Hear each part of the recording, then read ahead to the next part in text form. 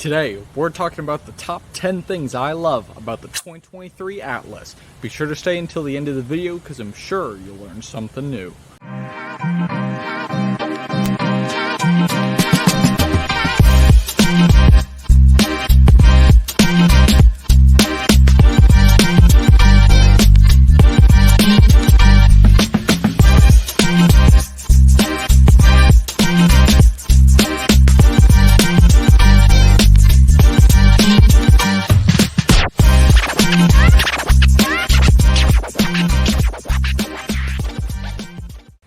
Alright, what is up everybody? My name is Jack Billing, CEO and founder of shedknives, and today, like I said, we're going into the top 10 things I love about the 2023 Atlas here. So, as you can see, we have a little scenery change. I am out here in the woods here. I'm in the field that I talk about all the time. I'm here, so it's a beautiful day. It is pretty hot, so yeah, very hot, but we have a light breeze. You might be able to hear it in the trees above me.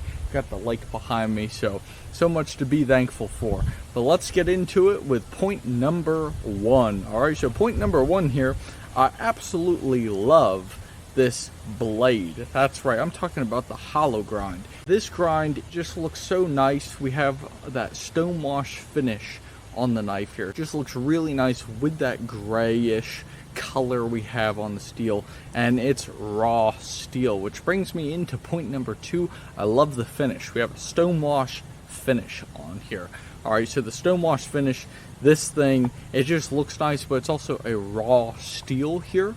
Alright, like I said in point number one, this is a raw steel. This comes straight from the factory. There's no finishing, leveling, or anything on this knife. This comes straight from the sheet. They cut it out with the water jet, and then I get my knife and it looks like this. Put my grind on it, throw it in the stone washer, and pow, we have the Atlas. So let's talk about number three here. Alright, number three, we have some of our additional features. I could make these each one point here, but I figure we'll just throw them all into the same category. Alright, I love the 1/2-inch lanyard holes.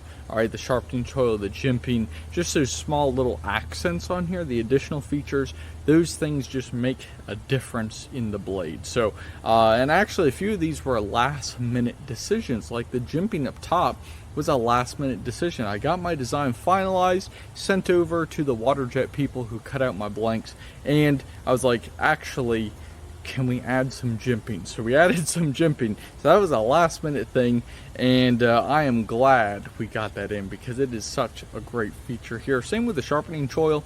You'd think, and I actually had somebody, maybe you're watching this video, but I had somebody ask, Jack, why do you have the sharpening choil on a cleaver? Like, doesn't make any sense. If you're in the kitchen, you're chopping, it just gets in the way, you're taking up blade length. Stuff like that people have said.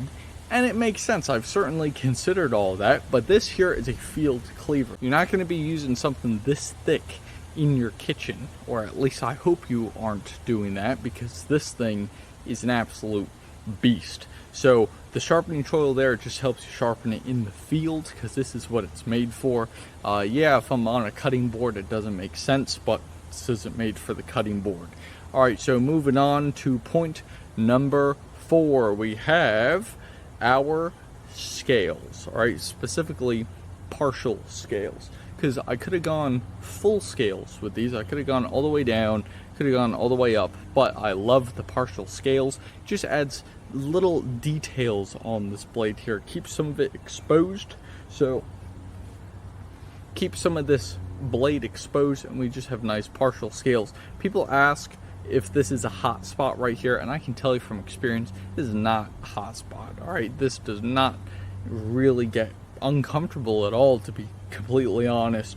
And if you saw the video Scab did over at Choir Boys Outdoors, he did an amazing video with the 2023 Atlas, and he did not talk about any severe hot spots on the blade, which a lot of people were concerned. Since there's no G10 right here, or there's a little bit of it, is it going to feel bad? No, it will not. So brings me into point number five. We have our bolts here. Alright, these bolts are interchangeable. Interchangeable parts are very nice, especially when you're in the field and you have limited resources.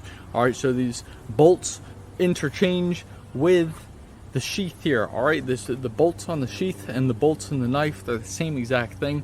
I'm sure you guys hear me talk about it a lot in other videos, but for everyone new here, I just have to throw that out there. These are interchangeable parts. All right, so moving on to point number 6. Point number 6, I absolutely love this Kydex sheath. This Kydex sheath, it just fits the knife so well. Let's go ahead and click it. Wow. Has a nice sound. I love the sheath, but I also love the sound. It doesn't come out. It's a nice, just a nice fit. All right, so this thing, absolutely love it. It's just a tough piece overall, so I figure we have to have a tough sheath. The sheath here is actually thicker than most Kydex sheaths. Kydex sheaths are measured in different millimeter sizes. All right, so this is the thicker version of most Kydex sheaths you see. So some of the big blades that you pick up with SE, that you pick up with tops, they're using a thinner Kydex. Really, they're using a standard Kydex, so it's not really thinner. This is above average, just like my knives. So here at Shed Knives, I produce the best knives possible. All right, these things are meant to be used. These are meant to be worked. So you can pick them up at shedknives.com. I'll put the link up on the screen. You can also pick up this knife right here, 2023 Atlas, at the link in the description if you want to go directly to this knife.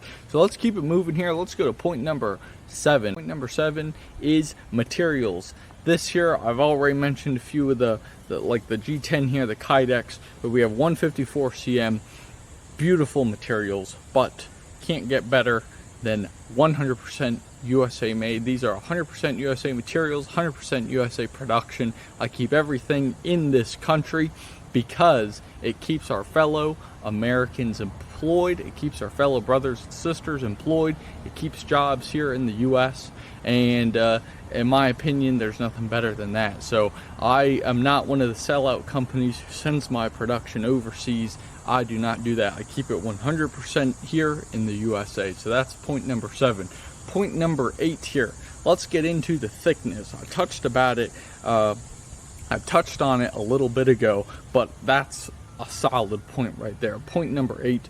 This is just above 3/16. Technically, it's 3/16 unfinished, which is pretty thick for a knife. This was compared with a cold steel blade. The skewer, actually, the skewer was compared, but they have the same width.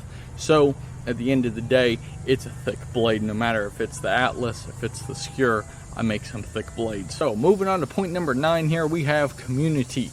This is bigger than just the knife. If you see my social media posts, if you see my content, you hear me talk about join the Shed Knives movement, join the movement, there's a reason for it. It's because this is a movement of knife enthusiasts moving to 100% USA materials, 100% USA companies.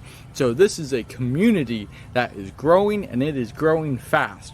Yes, there are plenty of great brands out there. Yes, there are tons of great companies who make their products overseas, but Shed Knives is different. Shed Knives is built here in the USA, and our customers, our followers, our supporters from around the world are joining in on this community of high quality American made knives.